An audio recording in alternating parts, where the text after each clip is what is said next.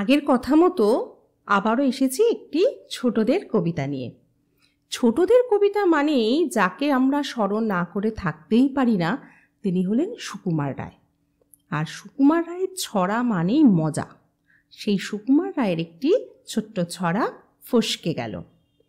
দেখ বাবাজি দেখবি নাকি, দেখ রে খেলা দেখ চালাকি, ভোজের বাজি ভেলকি ফাঁকি, পড় পড় পড়বি পাখি ধপ, লাফ দিয়ে তাই তালটি ঠুকে তাক করে যাই তীর্ধনুকে, ছাড়বো শটান ঊর্ধ্ব মুখে, হুস করে তোর লাগবে বুকে খপ, গুড় গুড় গুড় গুড়িয়ে হামা, খাপ পেতেছেন গোষ্ঠ মামা, এগিয়ে আছেন বাগিয়ে ধামা, এইবারে বানচিরিয়া নামা চট।